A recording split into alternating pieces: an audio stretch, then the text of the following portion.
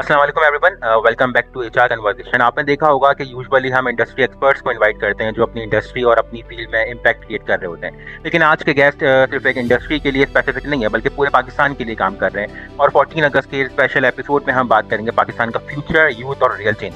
मेरे साथ मौजूद है हमाद फाउंडेशन के फाउंडर मिस्टर हमाद साहब, जिनका विजन है transforming Pakistan by 2050। Hamad sahab, welcome to our conversation. I know के you are very much busy in activities. 14 अगस्त के लिए काफ़ी एक्टिविटीज़ आप लोग कर रहे हैं, बीच क्लीन अप एक्टिविटीज़ मैंने देखी है आपकी। तो मैं चाहूँगा सबसे पहले आपका एक लिटिल इंट्रोडक्शन हो जाए, और बाकी आगे आपकी जो एक्टिविटीज़ हैं तो उनके बारे में भी हम आगे थोड़ी बात करेंगे। थैंक यू सो मच, आप लोगों ने मुझे इनवाइट किया। As you mention in your introduction कि हमारा एक वर्ल्ड बिगेस्ट बीच क्लीनअप हो रहा है 14 अगस्त को। और हमारा फाउंडेशन वैसे तो बहुत सारे काम करती है। हम फूड सिक्योरिटी पे काम कर रहे हैं, हेल्थ में काम कर रहे हैं, हमारे स्कूल्स हैं, मेडिकल कॉम्प्लेक्सेस हैं, रोटी बैंक्स हैं, वाटर प्लांट्स पे काम कर रहे हैं। लेकिन हमारा एक इनिशिएटिव है जिसमें हम लोग यूथ को एक प्लेटफॉर्म देते हैं, जिससे हम बात करते हैं ना कि हम पाकिस्तान चेंज करेंगे। तो वो पाकिस्तान तब तक चेंज नहीं हो सकता कि जब तक ना यूथ को आप कोई प्लेटफॉर्म ना दें। सो हमने कुछ इनिशिएटिव दिए जिसमें बीच क्लीन अप है, प्लांटेशन है, अवेयरनेस सेशंस हैं। सो हम 14 अगस्त पे एक बीच क्लीन अप कर रहे हैं। अच्छा, अब इस बीच क्लीन अप में खास बात यह है कि हम पूरे कराची से लोगों को इनवाइट कर रहे हैं, पाकिस्तान को इनवाइट कर रहे हैं, और स्पेसिफिकली यूथ को हम इनवाइट कर रहे हैं कि आप जरूर हमें इस 14 अगस्त पे ज्वाइन। अच्छा सर, एक चीज़ मैं आपसे जानना चाहूँगा, ट्रांसफॉर्मिंग पाकिस्तान बाई 2050, ये विजन आपके माइंड में कैसे आया? देखिए, ट्रांसफॉर्मिंग पाकिस्तान बाय 2050 मेरा मकसद है 2015 से, जब से ये ऑर्गेनाइजेशन मैंने स्टार्ट की। और एक ही मकसद था कि हमने पाकिस्तान को चेंज करना, और पाकिस्तान के जो मसाइल हैं वो 2-4 सालों में हल नहीं होंगे, हमें बहुत ज़्यादा एक्स्ट्रा एफर्ट लगानी पड़ेगी। तो दिस मीन्स कि हमें कोई एक्स्ट्रा यार्ड जाना पड़ेगा। हमारा गोल बहुत बड़ा है। और ट्रांसफॉर्मिंग पाकिस्तान 2050 का मकसद ये नहीं है कि हमने कोई अपने लिए चेंज करना है या कोई छोटी छोटी चेंज करनी। हमने लोगों की पूरी सोच चेंज कर दी। और लोगों की सोच हमेशा चेंज होती है, आपके माइंडसेट जब आपका चेंज होता है, आपकी बचपन से ही आपको वो चीज़ सिखाई जाती है। तो ऑब्वियसली ये कोई 2-3 सालों में नहीं आने वाला था। तो आप हमारे जितने भी इनिशिएटिव देखते हैं ना, वो यूथ बेस्ड या जेनजी बेस्ड इसलिए होते हैं कि हम उनको अट्रैक्ट करें। और मुझे लगता है बड़ा आसान है ये करना। अगर आपने एक नस्ल भी पाकिस्तान की चेंज कर दी ना, तो वो नस्ल पे नस्ल पे नस्ल खुद चेंज होती चली जाएगी। सो हमने सबसे पहले टारगेट करना है यूथ को, जेन जी, अल्फा को, कि जब वो प्रैक्टिकल लाइफ में इंशाल्लाह आए तो उनकी जो अपब्रिंगिंग हो वो ऐसी हो कि वो पाकिस्तान के इंटरेस्ट को अपने से ज्यादा अहमियत दे। बिल्कुल ठीक बात है। तो यहाँ आप ट्रांसफॉर्मेशन की बात कर रहे हैं, अगर मैं जानना चाहूँगा, अगर ट्रांसफॉर्मेशन स्टार्ट करें, सबसे पहला जो है वो एरिया क्या होना चाहिए इसके लिए? देखिए, सबसे पहला एरिया होता है आपकी एजुकेशन एंड अवेयरनेस का। कायदे आज़म ने फरमाया है कि भाई यूनिटी, फेथ, डिसिप्लिन। मैं आपसे कहता हूँ पाकिस्तान को चेंज करना है, इसी के अंदर 2-3 चीज़ें आप और ऐड कर दें। पहली चीज़ आप उसके अंदर ऐड करें सोशल मीडिया। सोशल मीडिया के बाद आप उसमें ऐड करें कि कैसे आपने लोगों को अवेयरनेस देनी है, क्या आपने ऐसी चीज़ें करनी है जिससे लोग सोचेंगे कि हाँ यार हमें आगे जाना है। क्योंकि देखिए, ये जो यूथ है ना पाकिस्तान की, हर वो चीज़ कर सकती है। और मुझे लगता है कि कोई ऐसी चीज़ नहीं है जो कि ये यूथ अचीव नहीं कर सकती। हमारे बस कुछ बैरियर्स हैं, हमारी थिंकिंग, हमारी अपब्रिंगिंग में कुछ इश्यूज हैं। अगर उसको हम सही तरह से टारगेट करें, उसको हम on the spot right decision लें, तो मुझे लगता है कि कोई नहीं रोक सकता पाकिस्तान को 2050 तक एक अजीम मुल्क बनने से। और ये मैंने पिछले 8 सालों में तो मुझे बहुत मोटिवेशन थी, लेकिन स्पेशली पिछले 2 सालों में मुझे जितनी यूथ से, जेनजी से मोटिवेशन मिली है ना, मैं आपको बता ही नहीं सकता। बिल्कुल ठीक है। अच्छा, आप यूथ की बात काफ़ी करते हैं, जेनजीज की बात काफ़ी करते हैं, राइट? तो मैं जानना चाहूँगा आपकी नज़र में सबसे बड़ा चैलेंज क्या है फॉर द यूथ? स्किल्स है, जॉब्स है, डायरेक्शन है, क्या चीज़? क्योंकि देखें, सोशल मीडिया जो है वो हर इंसान यूज़ करता है, वहाँ पे अवेयरनेस भी हो जाती है, बट इम्प्लीमेंटेशन जैसे आप कर रहे हैं, अब वो पॉलिटिशियंस भी इम्प्लीमेंट नहीं करता चीज़ें। आप बहुत सारा कुछ कहते हैं सोशल मीडिया पे, बट इम्प्लीमेंट नहीं हो पाती कोई भी चीज़ ना। देखिए, सबसे पहले तो जो एक हर्डल है ना हमारे साथ, जेन जी के साथ, वो ये है कि हमें ना कंसिस्टेंट होना पड़ेगा। ये हमारी, मैं ओपनली एक्सेप्ट करता हूँ कि हम लोग ना कई दफ़ा कंसिस्टेंट नहीं होते, ये हमारी अपनी गलती है। लेकिन एक हर्डल जो कि हमें बहुत ज़्यादा फेस करनी पड़ती है, हमारे पास ना प्लेटफॉर्म्स नहीं। आज हमें अगर पाकिस्तान को चेंज करना है, तो आप मुझे कोई ऐसा प्लेटफॉर्म बताएं जिसमें मैं जाकर पाकिस्तान का नाम रोशन कर सकूं, पाकिस्तान की बात कर सकूं, इनिशिएटिव्स हो रहे हैं वहाँ पार्टिसिपेट कर सकूं। या तो वो पॉलिटिकल होंगे, या तो वो पॉलिटिकल नहीं होंगे, तो वो कोई एथनिसिटी बेस्ड होंगे, कोई रिलीजियस उसमें बेस्ड होगा, या कोई लैंग्वेज बैरियर कहीं पे आ जाएगा, कहीं पे ये आ जाएगा कि भाई आप तो उर्दू स्पीकिंग नहीं है, आप तो पंजाबी हैं, आप फलाने हैं, सो ये एक प्रोविंशियलिज्म आ जाएगा। सो मुझे लगता है कि हमाद फाउंडेशन के अलावा मुश्किल से कोई ऐसे इदारे होंगे जिनको आप फिंगर टिप्स पे गिन सकते हैं ना, कि जो कि वाकई यूथ के लिए काम कर रहे हैं। तो हमारे पास जो सबसे बड़ा हर्डल है ना, वो हमारे पास प्लेटफॉर्म्स का है। अगर सही प्लेटफॉर्म को सही जगह यूटिलाइज किया जाए, सो मुझे नहीं लगता कि जेन जी को कोई रोक सकता है बूम करने से। तो अगर इसमें यहाँ हम 2-4 एग्जांपल्स ले लें, या चले कोई 2 भी एग्जांपल्स ले लें कि यूथ को प्रैक्टिकली एम्पावर कैसे कर रही है हमाद फाउंडेशन। देखें, सबसे पहले तो यूथ को हमाद फाउंडेशन ने ऐसे एम्पावर किया है कि हमारी एक स्टूडेंट फेडरेशन है जिसके अंदर कोई हजारों लोगों ने रजिस्टर किया हुआ है। अगर मैं आपसे बात करूं तो शायद हमारे पोर्टल पे ही कोई 8-10 हजार लोग रजिस्टर कर चुके हैं। ये 8-10 हजार वो लोग हैं जो न किसी कॉलेज, यूनिवर्सिटी, स्कूल में पढ़ते हैं। फिर जब हम अपनी बड़ी कॉल्स देते हैं, जैसे हमारी जो लास्ट बीच क्लीनअप हुई जिसमें 4000 बंदा है, अब वो 4000 बंदा छुट्टी के दिन सुबह 8 बजे खुद उठकर आ गए थे। तो हमने ना कोई पैसे दिए, ना कोई फेम, ना कोई रिकग्निशन, हमने उन्हें एक बस प्लेटफॉर्म दिया। हमने कहा यार हम बीच क्लीनअप करें, आप आए। तो वो सब आए हमारे पास और उन्होंने इतना ज्यादा इस चीज को सेलिब्रेट किया, उन्होंने इतना एंजॉय किया। और आज भी मुझे मोटिवेशन चाहिए होती है तो मैं उस बीच क्लीनअप की वीडियो जाके देखता हूँ, जो कि हमारी इंस्टा बायो में पिन भी है।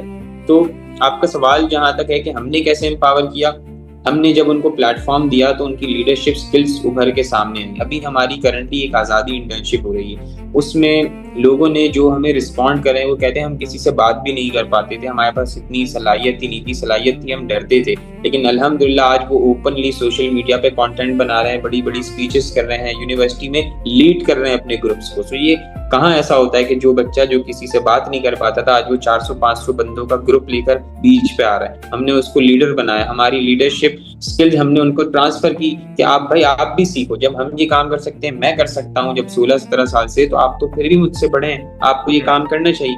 दूसरा, हमने स्टूडेंट फेडरेशन के अलावा जो लोगों को हमने एम्पावर किया है, स्पेशली यूथ की मैं बात कर रहा हूँ, हमने ना उनको एक चीज सिखाई है कि हमारे ना डिफरेंट अवेयरनेस सेशंस हो रहे होते हैं। कभी हमारा फर्स्ट एड सेफ्टी का, कोई आईटी का, फिर हमारा स्किल वैली है। सो हमारे जो डिफरेंट शॉर्ट कोर्सेज होते हैं वो जब यूथ करती है, सो उनके अंदर एक मनी मेकिंग स्किल आती है। जब वो प्रैक्टिकल लाइफ में जाते हैं, कितनी ऐसी खवातीन की, फीमेल्स की एग्जांपल्स हैं जो कि आप समझ लें कुछ नहीं कमाती थी, आज वो अल्हम्दुलिल्लाह हमारे पास कोर्स करके जा चुकी हैं। कोई पैसे कमा रहा है, कोई अपने माँ बाप को सपोर्ट कर रहा है, कोई अपनी पढ़ाई सपोर्ट कर रहा है, कोई अपना जॉब कर रहा है, किसी ने, हमने कितने यूथ को जो है ना स्मॉल बिजनेस सेटअप्स करवा के दिए हैं जिससे वो अपनी फैमिली को सपोर्ट कर रहे हैं। पहले जो हाथ मांगता था आज वो हाथ देता है। सो ये एक बहुत बड़ा चेंज है और मैं आपको ऐसी और कई एग्जांपल्स दे सकता हूँ।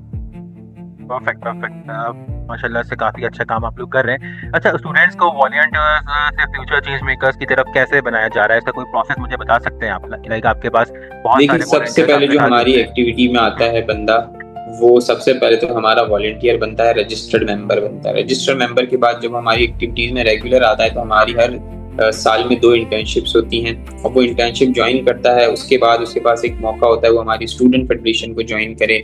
वो वॉलंटियर से चेंज मेकर, अब वो उस पे होता है कि वो कब वॉलंटियर से चेंज मेकर बनेंगे। देखिए, आप भी वॉलंटियर हैं, जो लोग रोड पे घूम रहे हैं वो भी वॉलंटियर हैं। सो वॉलंटियर से चेंज मेकर बनना उस बंदे पर है कि वो कितना जल्दी चीजें पिक करता है और कब वो ये माइंड में डिसीजन ले लेता है कि अब यार मुझे कुछ करना है, पाकिस्तान के लिए कुछ चेंज क्रिएट करना है। सो एज सून एज वो डिसीजन ले लेता है दिमाग में, और माइंड, सारा गेम माइंड का है, सो वो चेंज मेकर बन जाता है। मैं भी अपने आप को आज चेंज मेकर इसलिए कहता हूँ क्योंकि मैंने बड़ा जल्दी इस चीज को अडॉप्ट किया कि हाँ यार मुझे लोगों के लिए कुछ करना है। सो आई थिंक कि जितना ज्यादा आप इस चीज को टाइम देते हैं, आपको विजन क्लियर होता है, आपको पता लगता है एग्जैक्टली हम अचीव करना क्या चाहते हैं। अच्छा, ट्रेनिंग जो होती है उसके बाद उसको मैं जानना चाहूंगा कि एक्चुअल अर्निंग अपॉर्चुनिटीज की तरफ आप लोग कैसे लेके जा सकते हैं, ऐसा कोई प्रोसेस है आपके? ट्रेनिंग के बाद अर्निंग हमारी इस तरह होती है कि जब हम अपनी स्किल वैली में बच्चों को कोर्सेज करवाते हैं ना, तो वो डिफरेंट कोर्सेज होते हैं, IT based, graphic designing, video edit, crochet, सिलाई, इंग्लिश लैंग्वेज। फिर हम लोग और डिफरेंट कोर्सेज करवाते हैं, मेहंदी आर्ट, कैनवस के कोर्सेज करवाते हैं, एमएस ऑफिस, एक्सेल, बड़े डिफरेंट कोर्सेज होते हैं। तो जब वो एक बंदा कोर्स करता है और लेट्स से अगर वो एक रिसेप्शनिस्ट की जॉब कर रहा है 25,000 की, और उसने हमारा ग्राफिक डिजाइनिंग का कोर्स कर लिया, और वो 6 महीने का कोर्स होता है जिसमें पूरा डिप्लोमा है एक तरह से। तो 6 महीने बाद आज मैं बहुत ज्यादा श्योर हूँ कि जो 25,000 की नौकरी कर रहा है वो 40-50,000 की नौकरी आराम से ले सकता है। और जो वीडियो एडिट सीख रहा है वो शायद 60,000 की नौकरी कर सकता है, और वो फिर उनके ऊपर है कि वो आगे कितनी अपनी स्किल सीखते रहते हैं, ऐड करते रहते हैं। एक अगर प्यून है कोई, उसे कुछ नहीं आता काम करना, कंप्यूटर चलाना नहीं आता, तो अगर वो MS ऑफिस एक्सेल सीख सकता है तो वो और भी चीजें सीख सकता है। दिस मीन्स उसके अंदर एक स्किल है, बट वो डर रहा था किसी से, उसको प्लेटफॉर्म नहीं मिला था, अपॉर्चुनिटी मिली थी। अगेन बात वही है कि अगर अपॉर्चुनिटी आप किसी को दें, कोई लेने वाला होता है तो वो दोनों हाथ से उसको ले। अच्छा, 14 अगस्त पे आप लोग कितनी एक्टिविटी कर रहे हैं, तो यही आइडिया क्यों आया, किसी और तरफ क्यों नहीं गए? देखें 14 अगस्त पे मेरी ये ख्वाहिश है कि हम एक वर्ल्ड रिकॉर्ड बनाएं, और हम सब मिलकर एक वर्ल्ड रिकॉर्ड बनाएं, क्योंकि 14 अगस्त पे हम पाकिस्तान को इससे अच्छा गिफ्ट दे ही नहीं सकते, और वो गिफ्ट है वर्ल्ड्स बिगेस्ट बीच क्लीनर। और इससे पहले ये रिकॉर्ड है इंडिया के पास। तो मैं बहुत ज्यादा इस चीज के लिए एक्साइटेड हूँ कि पाकिस्तान की जेन जी, पाकिस्तान की यूथ आज ये डिसाइड कर ले कि हमने एक मिलके वर्ल्ड रिकॉर्ड बनाना। क्या कितने ऐसे लोग हैं, आप में, मुझ में से, या हमारे आसपास लोगों में से, जिनके पास कोई वर्ल्ड रिकॉर्ड, शायद ढूंढने से भी हमें वो लोग नहीं मिलेंगे, लेकिन मैं आप सबको एक प्लेटफॉर्म देना चाहता हूँ, यूथ को एक प्लेटफॉर्म दे रहा हूँ कि आइए 14 अगस्त पे मुझे ज्वाइन करिए। और मुझे कोई डाउट ही नहीं है कि इंशाल्लाह वर्ल्ड बिगेस्ट बीच क्लीनअप जो 14 अगस्त पे हो रहा है, पहले ही घंटे में हम वर्ल्ड रिकॉर्ड इंशाल्लाह तोड़ देंगे। और सफाई फिर तो लोगों के अंदर हमारा ईमान है ना, तो ये रिकॉर्ड तो होना भी हमारे पास चाहिए। यस, मैं कह रहा हूँ कि सफाई तो वैसे भी हमारा निफ्स ईमान है, तो रिकॉर्ड भी हमारे पास होना चाहिए। यस, हाँ, ये आपने मुझे एक अच्छी पंचलाइन दी है कि सफाई निस्फ ईमान है, तो इसका रिकॉर्ड भी हमारे पास ही होना चाहिए। और दूसरा मैं लोगों से कह रहा हूँ, जो अगर आप पाकिस्तान के बारे में अगर आप डीमोटिवेट होते हैं ना कि यार पाकिस्तान कुछ नहीं हो सकता, मेरी बात, एक बात मानिए, 14 अगस्त पे सुबह 8 बजे CVU आइए, और 14-15 हजार लोग जब पाकिस्तान का नेशनल एंथम यक जबान होके पढ़ेंगे ना, सो मुझे लगता है उससे ज्यादा आपकी बेस्ट मेमोरी ऑफ लाइफ मुझे नहीं लगता होगी, मेरे लिए तो नहीं होगी, कि 15,000 बंदा के साथ, और वो इतनी ज्यादा आपको मोटिवेशन मिलेगी कि वो एक टाइम तक आपके साथ रहेगी। और वो अच्छा, लोगों को लगता है हम सिर्फ लोगों को कचरा उठवाने में बात, हमने वहां पे इतनी जबरदस्त चीजें प्लान की हैं। अगर मैं आपको यहाँ पे बता दूं तो हमारी सारा सरप्राइज हमारा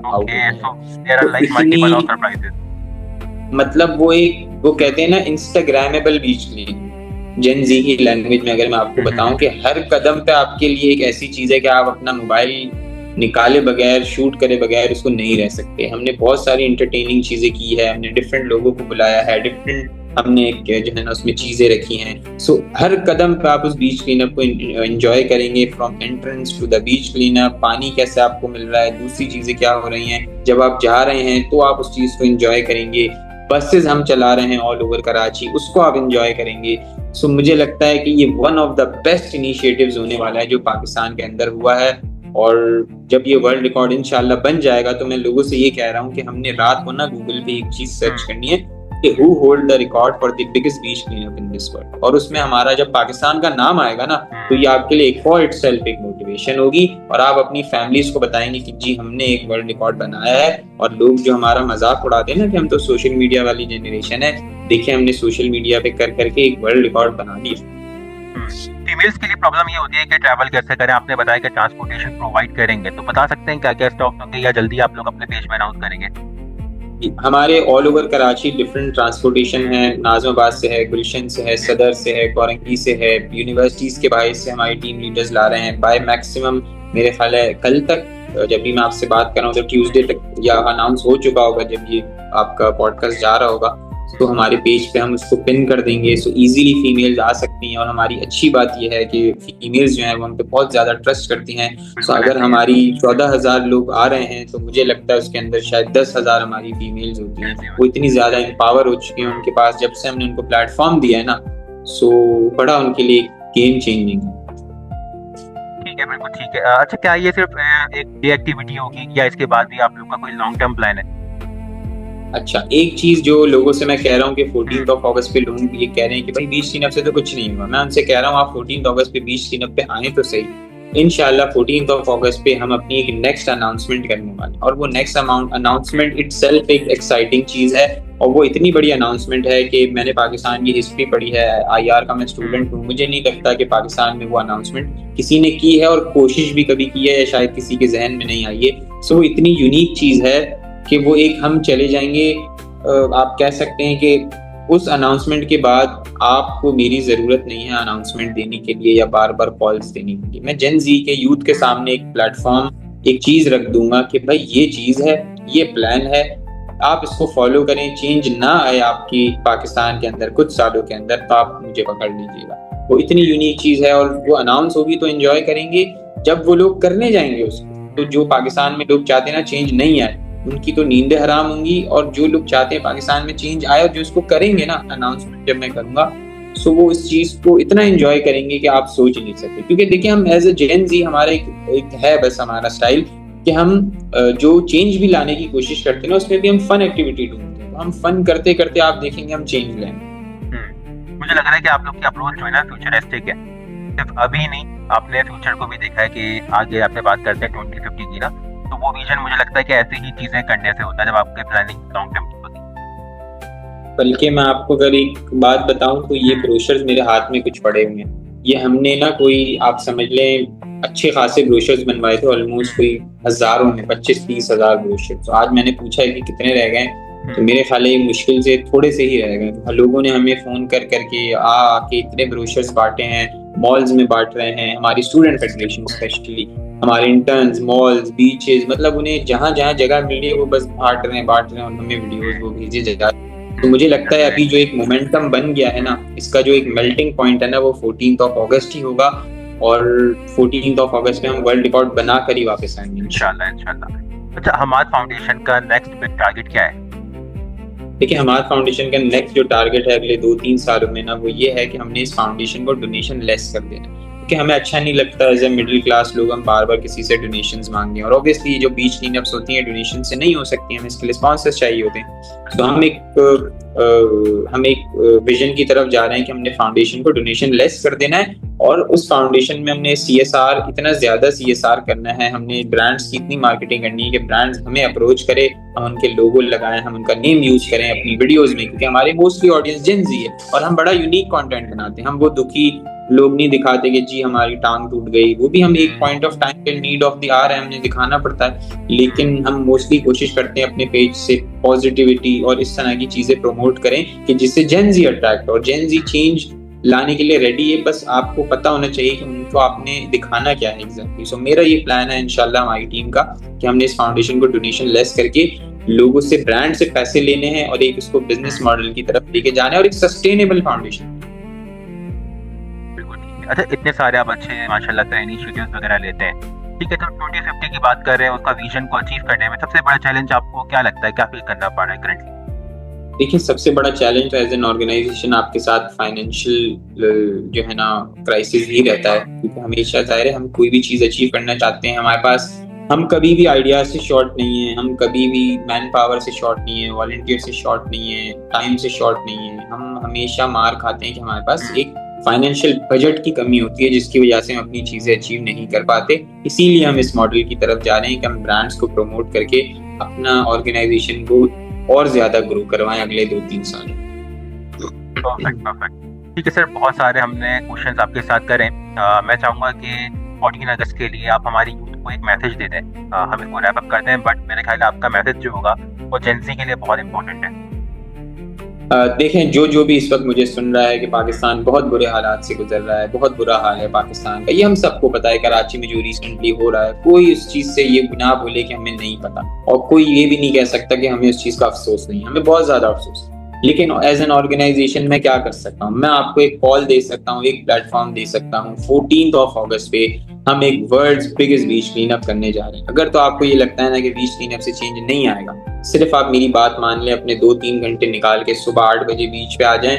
पहले तो हम इंशाल्लाह इंडिया का वर्ल्ड रिकॉर्ड तोड़ेंगे, फिर हम सब मिलकर इंशाल्लाह नेशनल एंथम पढ़ेंगे और वो नेशनल एंथम आपकी जिंदगी चेंज कर देगा। आपको इतनी मोटिवेशन मिलेगी पाकिस्तान के बारे में। और अगर आपको ये लगता है ना कि पाकिस्तान चेंज नहीं हो सकता, उस दिन आपकी राय कंप्लीटली चेंज हो जाएगी और आप एक डिफरेंट मैन बन के उस बीच से निकल के घर जाओगे।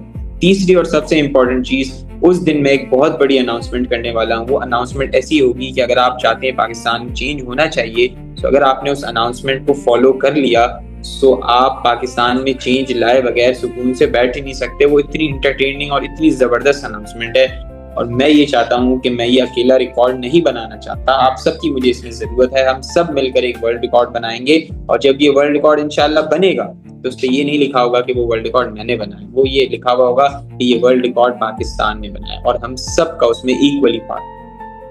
Perfect perfect. अच्छा मुझे एक चीज बताएं कि आप क्या समझते हैं कि कितने वॉलंटियर्स हों तो आप सेटिस्फाई हो सकते हैं अपने इस मिशन से, अपने इस इनिशिएटिव से?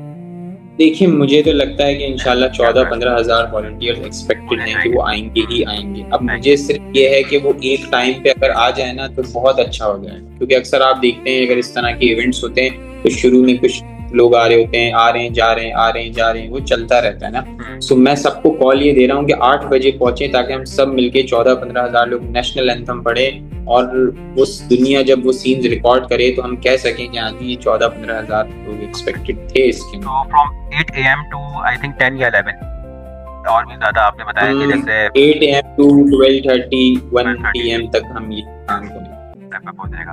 चलिए हमारे सब, thank you so much for joining us. आपने हमारे लिए टाइम निकाला जबकि आई नो के you are very much busy. काफ़ी ज़्यादा मतलब मैं समझ सकता हूँ कि एक्टिविटीज़ हो रही हैं हमारे फाउंडेशन में।